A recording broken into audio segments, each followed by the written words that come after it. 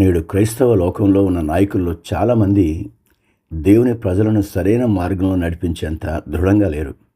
ఎందుకంటే ఆ నాయకులకు దేవుని గురించిన సరైన అవగాహన లేదు. మరియు వారు రాజీ పడే స్వభావం గలవారిగా కనబడతా ఉన్నారు. అహరోను వలె నిర్గమకాండం 32వ అధ్యాయం చదవండి. వారు మనుషులను మెప్పించడానికి మరియు ప్రజాదరణ పొందడానికి ప్రయత్నిస్తారు. అందుకే దేవుడు వారి నాయకత్వాన్ని ఆమోదించడం లేదు. మోషే మరియు యెహోషువ ఎప్పుడూ ప్రజాదరణ పొందాలని ఆశించలేదు.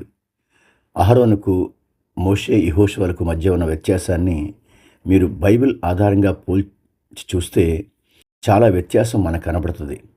నేటి నాయకత్వంలో కనిపిస్తున్న అతిపెద్ద లోపం దేవుని భయం కంటే మనుషుల మెప్పుకే ప్రాధాన్యత ఇవ్వడం. ఈ వ్యత్యాసాన్ని మరియు మంచి నాయకుల ప్రాముఖ్యతను మనం కొంత లోతుగా అర్థం చేసుకునే ప్రయత్నం చేద్దాం. అహరోను యొక్క వైఖరి, ఇతను ప్రజాదరణ కోసం రాజీ పడిపోయేవాడిగా కనబడతా ఉన్నాడు. మోషే కొండ మీద దేవునితో ఉన్నప్పుడు కింద ప్రజలందరూ అహరోను చుట్టూ చేరి ఒత్తిడి తెచ్చారు. అక్కడ అహరోను ఒక నాయకుడిగా నిలబడి ప్రజలను గద్దించాల్సింది పోయి వారిని సంతోషపెట్టడానికి బంగారు దూడను చేసి ఇచ్చాడు. ప్రజలు తనను ఏమనుకుంటారో, ఎక్కడ తిరగబడతారో అనే భయంతో అహరోను పాపంతో రాజీ పడ్డాడు. నేడు కూడా చాలామంది నాయకులు వాక్యంలోని సత్యాన్ని కఠినంగా చెబితే జనాలు చర్చికి రారేమో, కానుకలు తగ్గుతాయేమో, లేదా తమ పాపులారిటీ పడిపోతుందేమో అని పాపాన్ని గద్దించకుండా ప్రజలకు నచ్చే సౌకర్యవంతమైన సువార్తను ప్రకటిస్తూ ఉన్నారు. ఇక మోషే యెహోషువ యొక్క వైఖరి చూస్తే వీరు దేవుని చిత్తానికి సంపూర్ణ విధేయత చూపేవారిగా కనబడతా ఉన్నారు. మోషే యెహోషువలు ఎన్నడూ జనం మెప్పు కోసం ఆరాటపడలేదు. వారి దృష్టి అంతా దేవుని ఆజ్ఞలు నెరవేర్చడం మీదే ఉంది. ప్రజలు రాళ్లతో కొట్టాలని చూసిన సంఖ్యాకాండం 14వ అధ్యాయం 10వ వచనం. మోషే దేవుని పక్షాన్ని నిలబడ్డాడు తప్ప ప్రజల ఇష్టానికి తలవంచలేదు.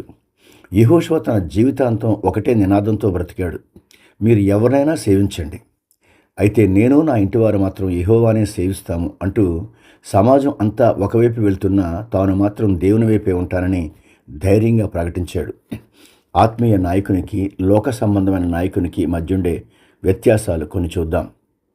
లోక సంబంధమైన నాయకుడు మనుషులను మెప్పిస్తాడు, సంఖ్యాబలం కోసం ఆశిస్తాడు. దైవిక నాయకుడు దేవునికి మహిమ తేవడం, ఆత్మీయ ఎదుగుదల మీద దృష్టి పెడతాడు. లోక సంబంధమైన నాయకుడు ప్రజాదరణ కోసం సొంత జ్ఞానాన్ని ఉపయోగిస్తాడు. కానీ దైవ సంబంధమైన నాయకుడు దేవుని వాక్యం మీద, పరిశుద్ధాత్మ నడిపింపు మీద ఆధారపడతాడు. లోక సంబంధమైన నాయకుడు జనాదరణ కోసం వాక్యాన్ని మార్చి రాజీ పడతాడు. దైవ సంబంధమైన నాయకుడు ఎంత నష్టమైనా సత్యాన్ని ఉన్నదన్నట్టు ప్రకటిస్తాడు. అపోస్తలుడైన పౌలు గలతీయులకు రాస్తూ ఇలా అంటాడు, నేను ఇప్పటికీ మనుషులను సంతోషపెట్టగోరువాడనైతే క్రీస్తు దాసుడిని కాకే పోదును అని గలతీ పత్రిక 1వ అధ్యాయం 10వ వచనంలో. నిజమైన దైవిక నాయకుడు దేవుని వాక్యం విషయంలో రాజీ పడడు. నేటి సంఘాలకు, కుటుంబాలకు అహరోను లాంటి బలమైన నాయకులు కాదు, మోషే యెహోషువ లాంటి సత్యం కోసం నిలబడే దృఢమైన నాయకులు అవసరం. అలాంటి నాయకులను దేవుడు మన మధ్య లేపాలని మనం నిరంతరం ప్రార్థించాలి. ప్రార్థన: ప్రభువా, ప్రజల మెప్పు కోసం కాక నీ వాక్యం కోసం ప్రాణమైనా పెట్టడానికి సిద్ధపడే మోషే యెహోషువ వంటి దృఢమైన నాయకులను మా మధ్య లేపండి.